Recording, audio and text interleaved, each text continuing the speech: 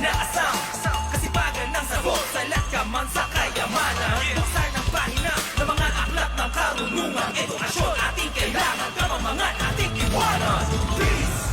Ating lilipalin, ating mamamilin, ating tanawin, bagong pag-asa ay muling tatanawin. Kinabukasan pag-ibayin, pilitin mong gawin, gusto ang pagsisika, pag-asa ay yakapin, edukasyon ang kayamanan ng kahit ninuman, isang pangarap ang tutupad, pagsisikapan ng lahat. Gusto ang pagsisika, kaya mo yun, kaibigan, mabubuo isang pangarap.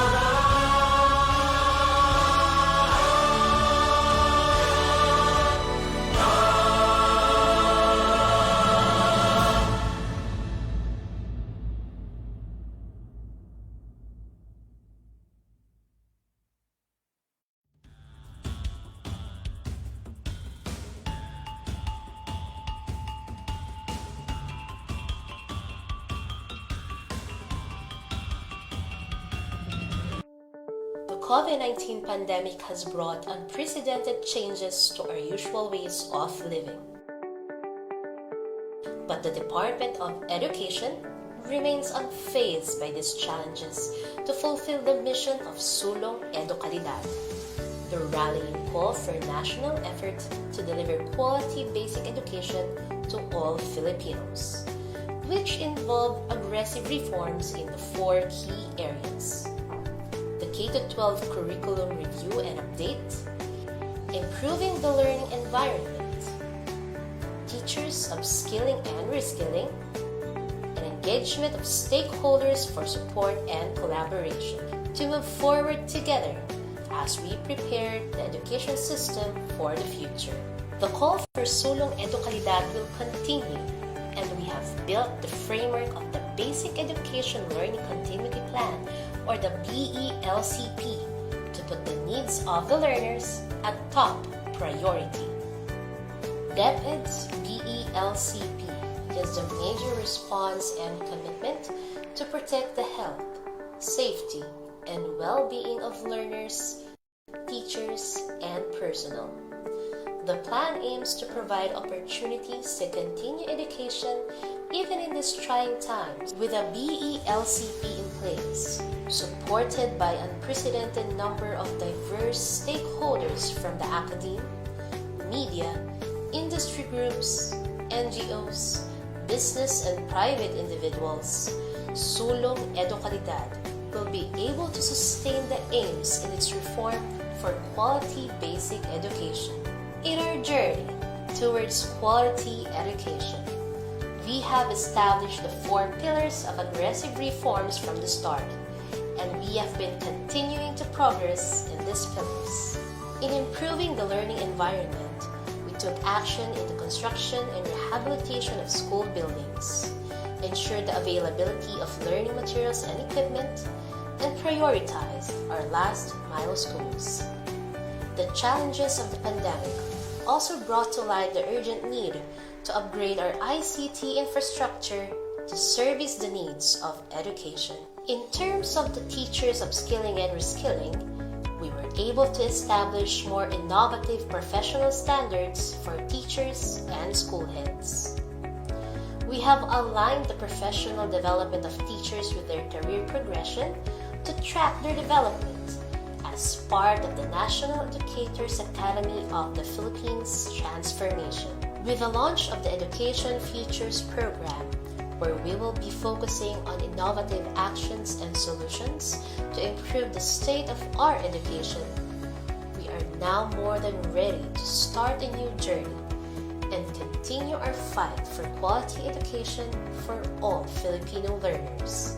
Finally, we've given high importance to the engagement of stakeholders for support and collaboration. In support of this, we have convened the Philippine Forum for Accessible Quality Basic Education, or the Education Forum, which will leverage other partnerships for education quality and strengthen partnership with the Philippine Normal University as the country's national center for teacher education. The department has also been developing a professional development program for teachers and school leaders in order to equip them with the skills, materials, and data that will allow them to help their students prepare for PISA 2022. This intervention consists of the following components: online training for teachers and school leaders, development of learning materials and practice tests for students, deepening the analysis of the PISA 2018 results, and supporting school-level action research. Now that the year is about to end, our commitment to Sulong Edukalidad will continue and will be far from being gone. With a lot at stake, considering our new knowledge and experience from this year's challenges, we are equipped to face a new future. As we head on to the future where we will face many challenges and uncertainties, the department will always be the guardian of every Filipino learner's right to education.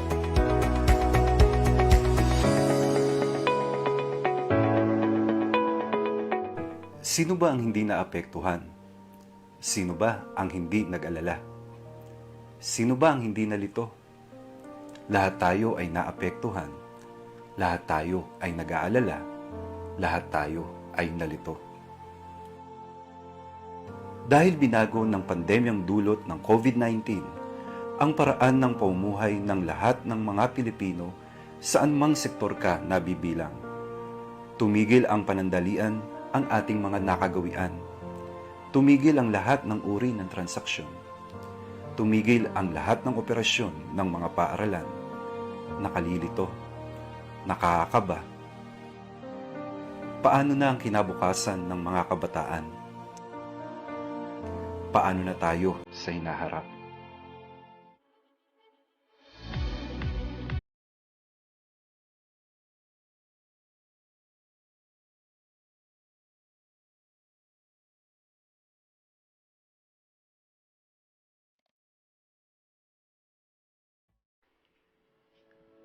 Opisyal na nilulunsad ng Kagawaran ng Edukasyon sa pangunguna ng Office of the Undersecretary for Curriculum and Instruction ang DepEd Teaches. Ito ay isang online na programa na gagabay sa mga guro, tagapangasiwa, magulang at mag-aaral hinggil sa mga pagbabago sa batayang edukasyon ngayong new normal. Ang DepEd Teaches ay angkla sa sulong edukalidad na nakatuon sa 4 na pangunahing pangangailangan ng mapunyaging reforma tungo sa makalidad na pagtuturo at pagkatuto. Una, pagre-review at pagsasapanahon ng kurikulum ng K-12. Ikalawa, pagpapaunlad ng kapaligiran pampagkatuto. Ikatlo, paglinang ng mga bagong kasanayan sa mga guro. At ang ikaapat, ang pakikipag-ugnay sa mga stakeholder para sa suporta at kolaborasyon. Sa pamamagitan ng virtual learning platform, ang DepEd Teaches ang magsisilbing bukas na komunidad ng pagsasanay na titipon sa mga guro, tagapamunong pang-edukasyon at sa sinumang may pagnanais sa pagtataguyod ng kalidad na edukasyon sa bansa at sa pagtagumpay ng bawat Pilipinong mag-aaral.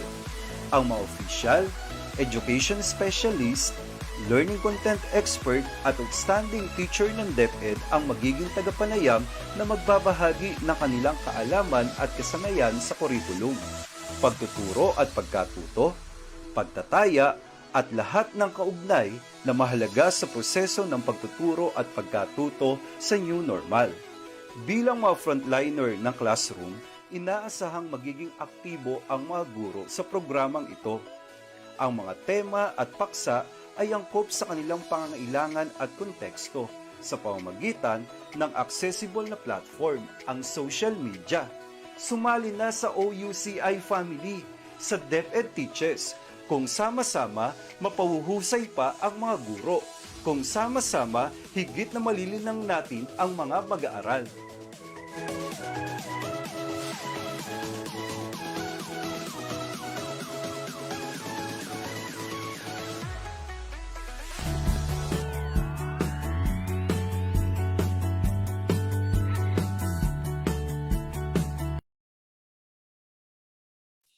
The happiest people don't have the best of everything. They just make the happiest of everything. So wishing everyone a happy Thursday afternoon. And welcome back to DepEd Teaches, one of the innovative projects offered by the Curriculum and Instruction Strand, which is open to all educators for continuous professional development. This long series of webinars wouldn't be successful without the constant support and participation of our viewers every Thursday only here on DepEd Teaches. So thank you so much for tuning in right now from our various social media platforms, the DepEd Philippines Facebook page, DepEd Tayo, and DepEd YouTube channel. Today is the continuation of our thematic discussion, teaching and learning in the new normal, regional strategies and initiatives across all learning areas. So hello, Ma'am Anna, how are you? So what kind of exciting learning experience have we prepared today for our viewers? A pleasant afternoon to everyone. So for the past 2 weeks, we discussed regional strategies and initiatives across learning areas. So we talk about math, science, English, and Filipino. And today we will talk about another equally important subjects that these are Araling Panlipunan at Edukasyon sa Pagpapakatao or ESP. So Sir July, thinking about this subject or the topic today, considering the challenges I imagine in teaching Araling Panlipunan during this remote distance learning, is that how do we promote critical thinking, in understanding history, current events, plus the fact that there's only limited number of pages in our module, because before we are used to reading long texts about our history. So now the challenge is how do we ensure that the content is complete, adequate for learners' understanding, and more importantly, how does the content promote critical thinking? Now, Sir July, what do you think are the other challenges that you could think of when it comes to teaching ESP? Ma'am Anna, perhaps one of the challenges dealt by our teachers like in ESP is the application and transferability of the learning tasks. ESP obviously mirrors real-life applications, and since our present learning modalities, it is limited to gather evidence other than written output on how learners practice and apply the skills, the attitudes, and the values promoted in ESP. So therefore, assessing the application of skills is just one of the many challenges, I guess, all our teachers are dealing with in teaching in the new normal. I agree with what you said, Sir July. So we identified two so far. So promoting critical thinking, given the limited number of pages or materials that we can provide, plus the application or transferability of the skill, given the limited type of assessment we can gather during this time. But nonetheless, we believe that we're able to find practical ways and strategies to address such challenges. And today, we are blessed that one of the regional representatives from our partners in the field will share with us the strategies they have implemented in teaching Araling Panlipunan at Edukasyon sa Pagpapakatao. But before we proceed to the highlight of the discussion, let's do another schema activation activity. So this time, we will test your familiarity in some approaches or methods of teaching in history and values education.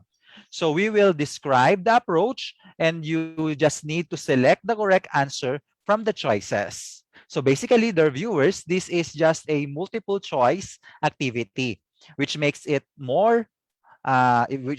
easier and faster in identifying your approach or strategy being used in Araling Panlipunan and history and edukasyon sa pagpapakatao. So again, you just need to write the correct answer in the comment section and you are given 30 seconds to guess the correct answer. So Ma'am Anna, perhaps our viewers are ready now for our first item.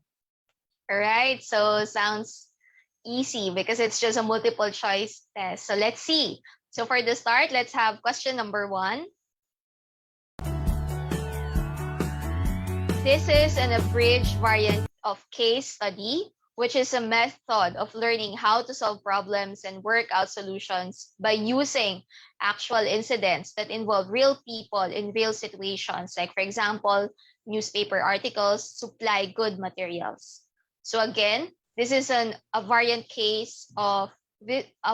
of case study, which is a method of learning how to solve problems and work out solution using actual incidents that involve real people in real situations.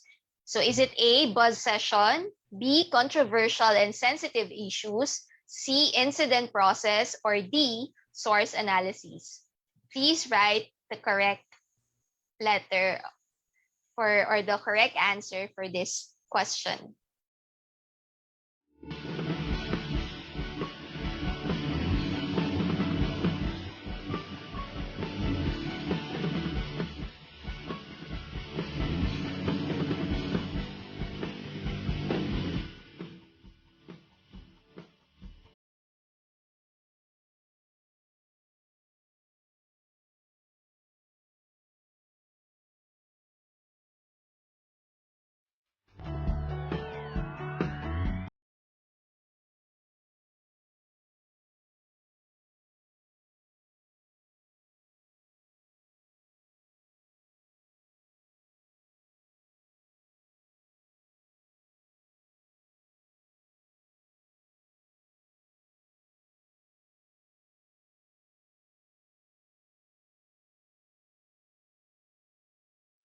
All right, so let's find out what's the correct answer.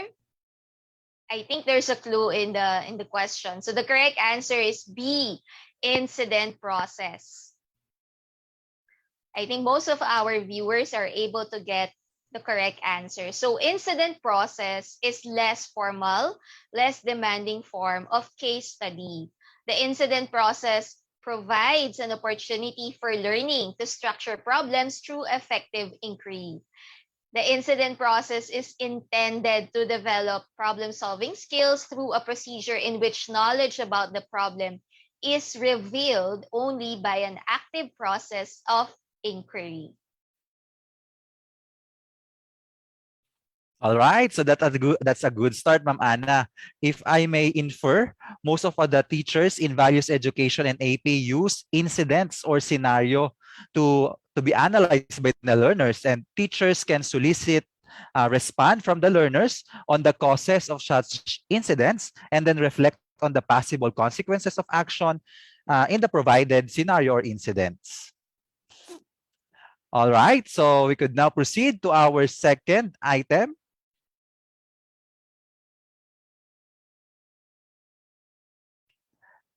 So this is an educational intervention that includes reflexive personal, sociocultural, and intercultural processes whereby one seeks to identify the undergrinding or influential value priorities that guides one's interests, choices, actions, and reactions in a variety of interpersonal and social contexts.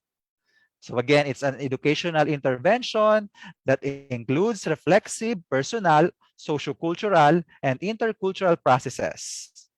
Okay, and this would provide interest, choices, action, and reaction to our learners in their different contexts. So what do you think is this approach? Is this A, action learning, B, inculcation, C, transpersonal, or D, value clarification? So 30 seconds, start now.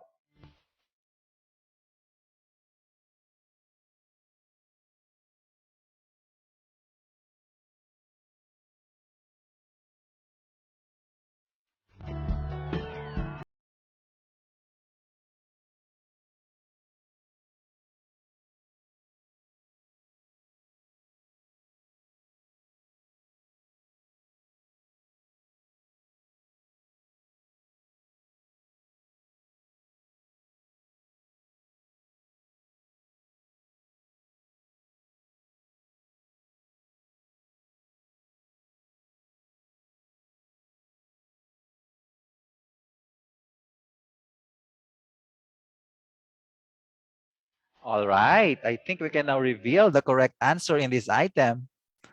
So the item or the answer we are looking for is letter D, values clarification. Okay, so in value clarification, the values said to be are influenced by family, individual experiences, religious aspects, and society. So individuals' value can be defined as what that person holds to be right or good. And value clarification will provide an opportunity for a person to reflect on the personal, moral dilemmas and allow for values to be analyzed and clarified. Strategies such as voting questions, unfinished sentences, values continuum, ranking, agree or disagree are just some of the activities that we can do under value clarification approach. And value clarification in education helps children in decision making, self-exploring, freedom of thought and action, tolerant, and confident. Wow, that's a good strategy that we can use. And I believe it's not just in ESP, but in other social science subjects, humanities, we can make use of that value clarification approach. You know, when you said about, when you were explaining about value clarification, this reminds me of the saying, it's not hard to make decisions when you know what your values are. Okay, so for the next question, let us show question number 3. This is one of the teaching approaches in values education that enables the students to perceive themselves not merely as passive reactors or as free individuals, but as inner relative members of a social group and system. A, analysis approach, B, commitment approach, C, evocation approach, or D, moral reasoning approach. You have 30 seconds to guess the correct answer.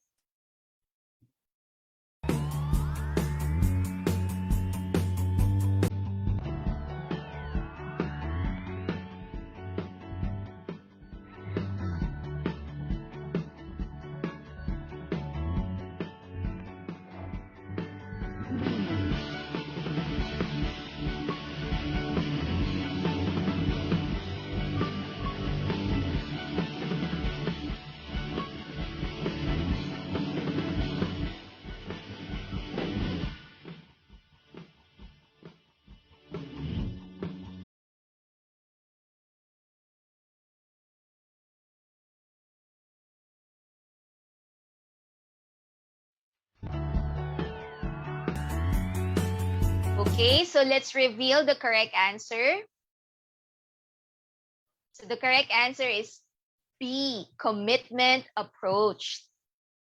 So in this commitment approach, it enables the students to perceive themselves not merely as passive reactors or as free individuals, but as inner relative members of a social group and system. So under the commitment approach, we consider the action project, which helps to clarify and restructure one's value system and to ascertain the depth of commitment of one's value.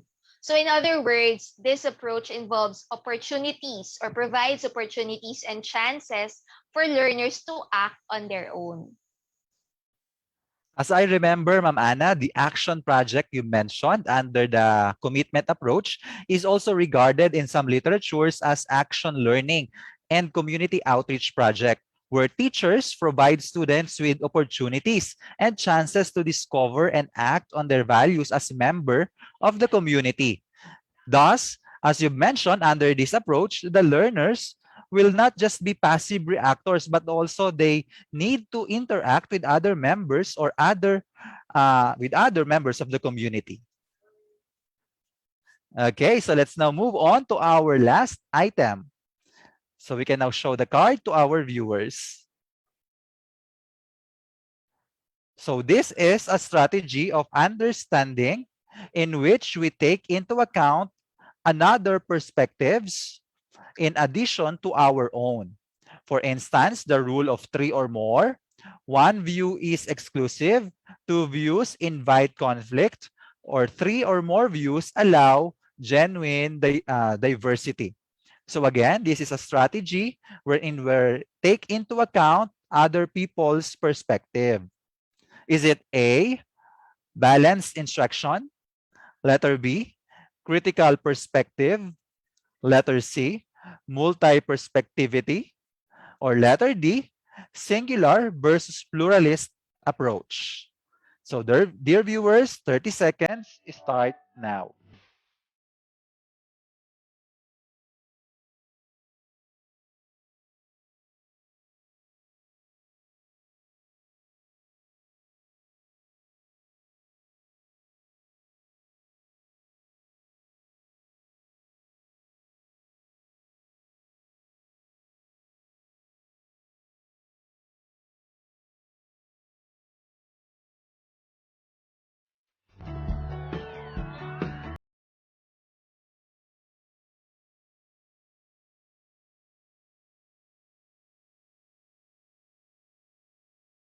All right, so I think we can now reveal the correct answer in this item. And the approach that we are looking here is letter C, multi-perspectivity. So exploring multiple perspectives, which is known as multi-perspectivity in some parts of Europe, it requires incorporating source materials that reflect different views of historical event. In recent decades, scholars and educators have begun to question the validity of singular or one-sided historical narratives. Instead of just focusing on dominant group and communities, they recommend employing multiple perspectives. And one reason for this stems from increasing diversity and cultural pluralism, since many groups, women, the poor, the ethnic minorities, and the like, have been ignored in traditional historical narratives. So what social studies teachers can do is to incorporate primary sources that represent a range of views on historical issue. Then ask students to spend some time thinking about why different groups may see the same event in different ways. And oftentimes, a different story emerges when those multiple perspectives are being put together. And the result is enriched historical understanding. All right, so I hope our priming activity made our viewers recall the approaches in teaching values education and social studies. So at this point now, let us meet our resource speaker who will shed light on the teaching and learning in the new normal, regional strategies and initiatives for Araling Panlipunan and Edukasyon sa Pagpapakatao. Dr. Salustiano T. Jimenez completed his Bachelor of Education as magna cum laude in the University of Visayas. Before he began his journey as an educator, he served as a high school teacher in the same university. Simultaneously, he took up his Bachelor of Laws and graduated in 1994. Recently, he is conferred with a Juris Doctor degree and then a graduate of Master of Arts in Guidance Counseling and also a graduate of Doctor of Education. Having the passion to serve, he joined the Department of Education as a public school teacher in 1996, serving for a few years before rising from the ranks and becoming head teacher in 2002 and principal in 2005. The following year, he became the education program supervisor for private schools in the division of Cebu City. He was subsequently promoted to be Assistant Schools Division Superintendent in the same division in 2008. After 4 years, he was appointed as the Schools Division Superintendent in the Division of Negros Oriental in 2012. Following 4 years of service as SDS of the Division of Negros Oriental, he became the OIC Assistant Regional Director of the Negros Island Region or NIR. And after a year, he was transferred back to Region 7 as Assistant Regional Director before becoming the OIC Regional Director from July 1, 2019 up to February of 2011. and he was appointed a full-fledged regional director on February 17, 2021, the youngest regional director in DepEd Region 7. So let's put our hands together for our esteemed resource speaker, Dr. Salustiano T. Jimenez.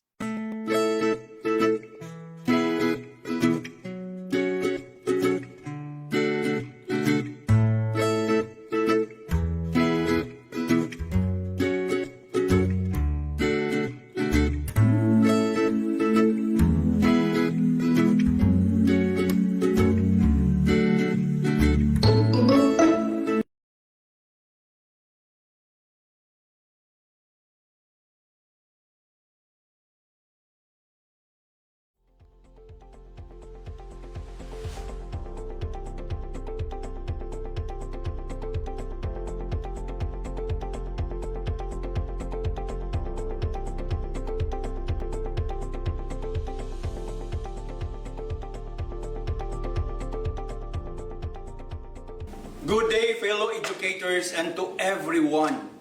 I hope that we are all in perfect shape and in perfect fit of health while watching this episode.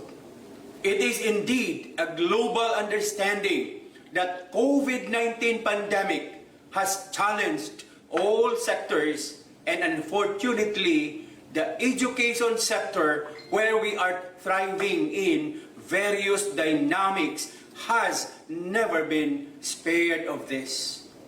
As the Secretary Leonor Mamliling Magtolis Briones of the Department of Education mentioned when the Philippines was at the height of this pandemic, highlighted, and I quote, "Education must continue even in this difficult situation."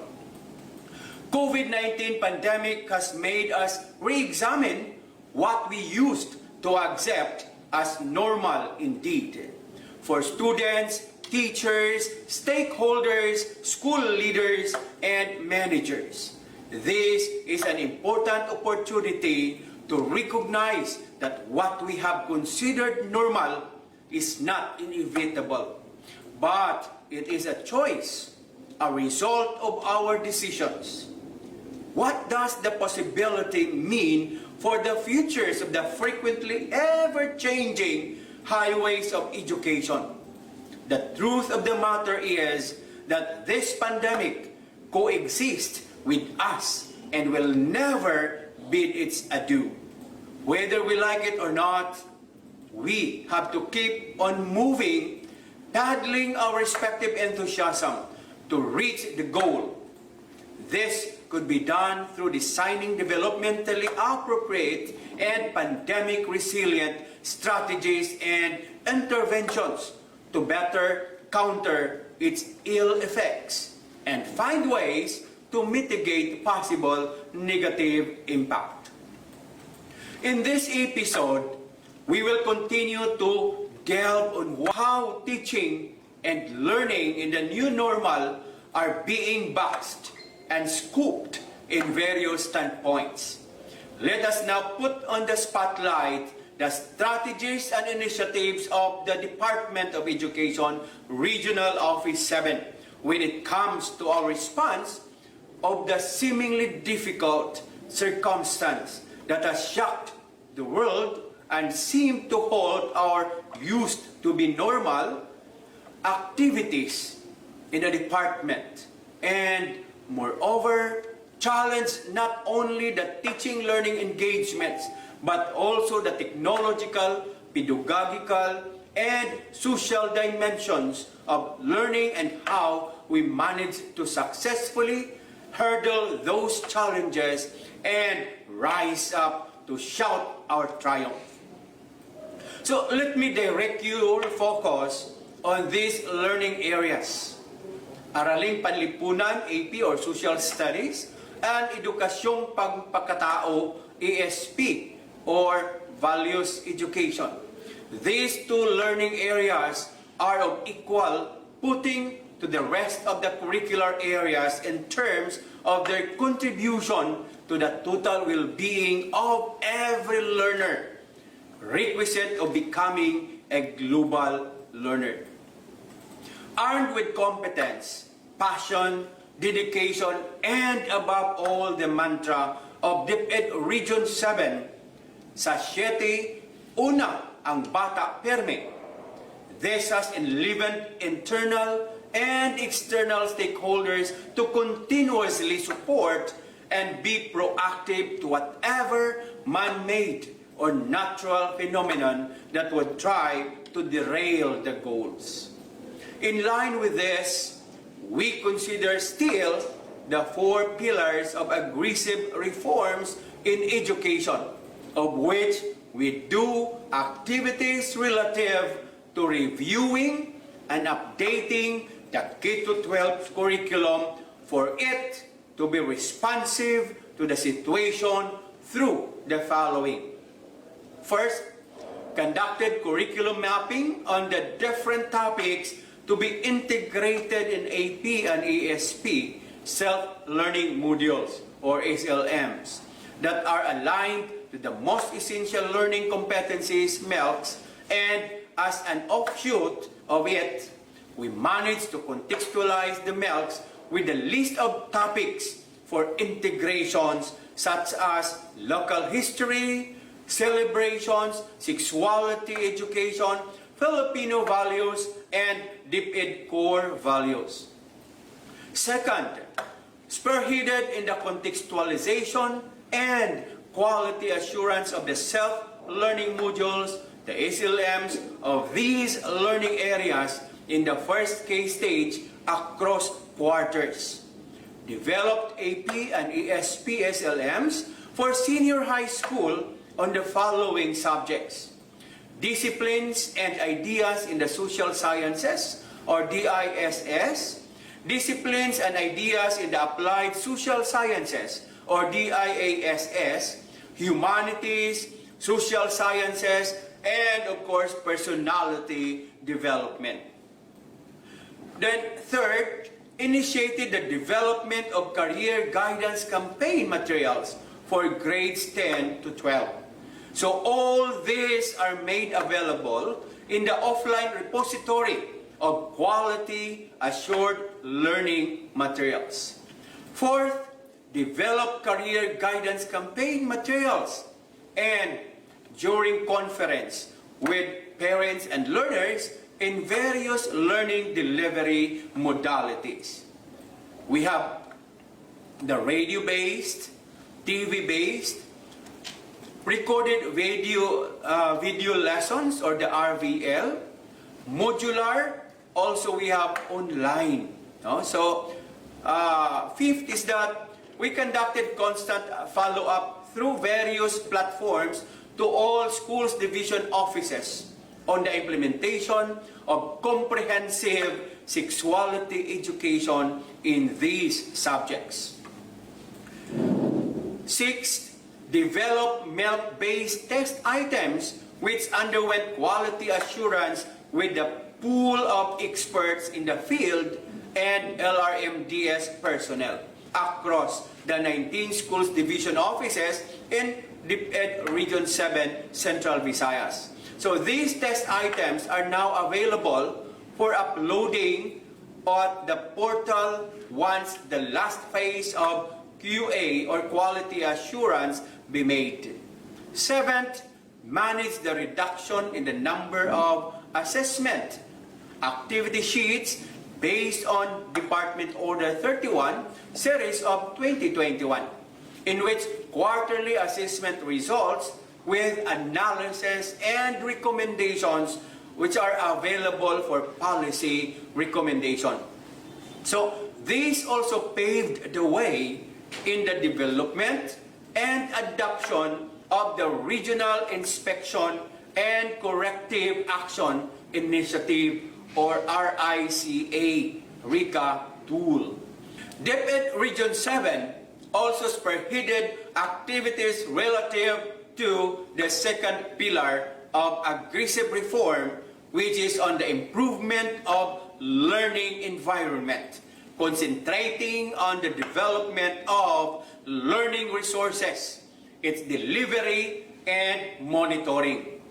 One, conducted regular online monitoring on the delivery of instruction in Araling Panlipunan, AP, Edukasyon sa Pagpapakatao, ASP, Homeroom Guidance, HG, and Career Guidance, CG.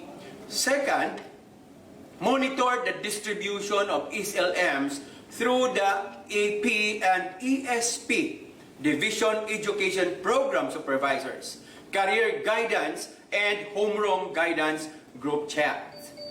Third, manage the development of the supplementary materials in disciplines and ideas in the social sciences or DISS. Disciplines and ideas in the applied social sciences or DIASS, and local history materials for National Quincentennial Celebration, Victory of Mactan. Aside from those we have before, even before the pandemic, and we are utilizing them, like the stories and legends of different places in Central Visayas. We call it SAL, or Stories and Legends in Central Visayas. So all the schools were able to come up with a video of the story of the history of the place and why the place is named as such. And also have these following activities.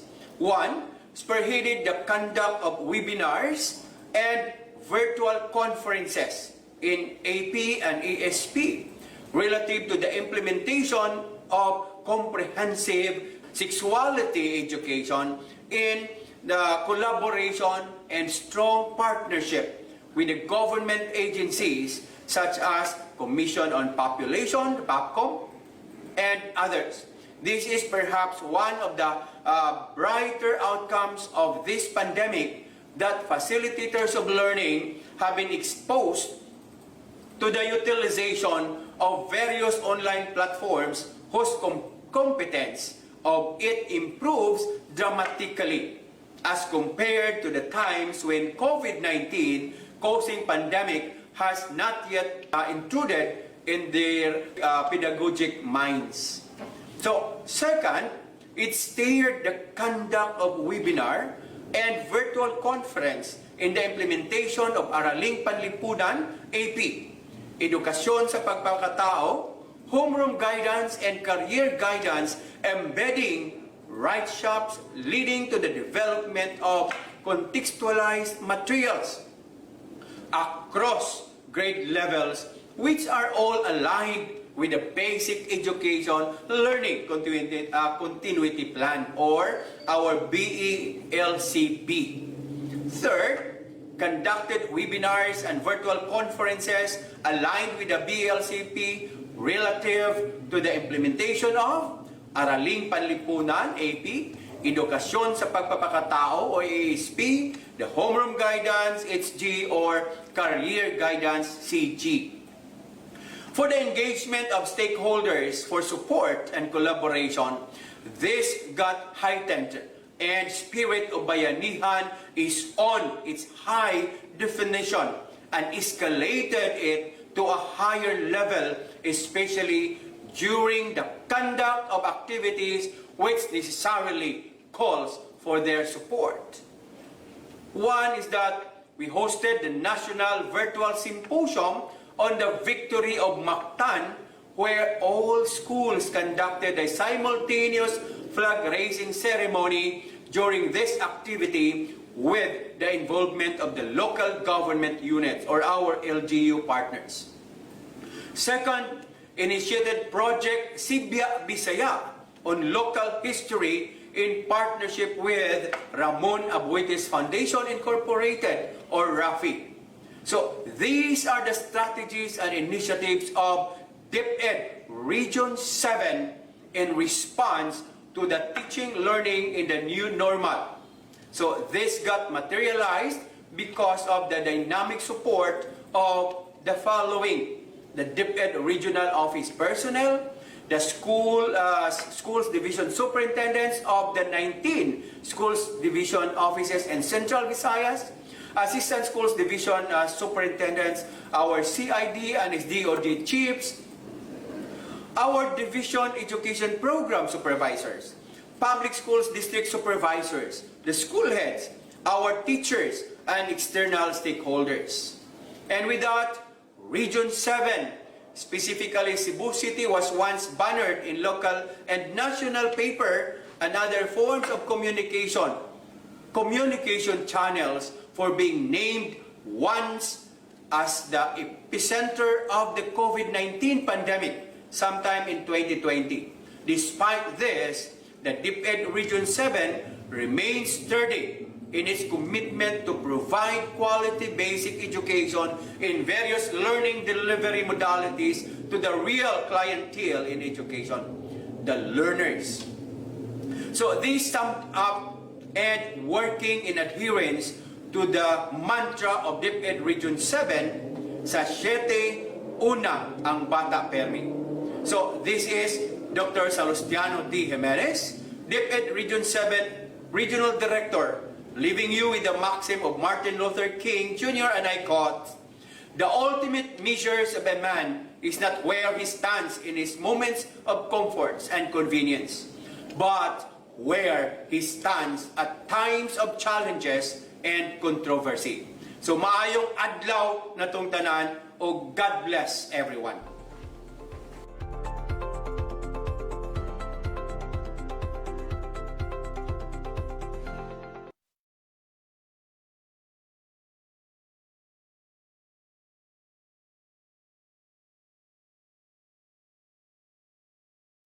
So thank you so much, Director Salustiano Jimenez, for a complete, naturalistic, and vividly logical presentation. And thank you for sharing your regional initiatives in the delivery of instruction for ESP and AP, from the analysis of the most essential learning competencies to module development with appropriate integrations and contextualizations, to assessment of learning, as well as forging partnerships and collaborations with your stakeholders for your programs related to Araling Panlipunan and Edukasyon sa Pagpapakatao. I know our viewers would also apply the same strategies you mentioned in their local context. So once again, thank you so much, Director Jimenez. And so to our live audience on DepEd Teaches Facebook page and the rest of the social media platforms, don't forget to share your insights and comments using the hashtag #ISupportDepEdTeaches and hashtag DepEd Teaches episode 45. You can also share your selfie post while you were listening in today's presentation, and we really love to hear all your feedback. Thank you so much again, Director Salustiano Jimenez. So just a few reminders. This is the third entry under the theme Teaching and Learning the New Normal Strategies and Initiatives Across All Learning Areas. Don't forget to register so you'll be qualified to get the certificate of participation. If you need a recap, just visit our official Facebook page, DepEd Teaches. Once again, teachers, thank you so much for tuning here, and we hope to see you again next week. On behalf of the Curriculum and Instruction Strand, thank you so much for your constant support, and may we always find time to take part in this kind of professional engagement, for an investment in education always pays the best interest. Hence, in DepEd Teaches, we invest in your professional development and professional learning experiences. For our mission is empowering teachers, enabling learners. A blessed afternoon, everyone.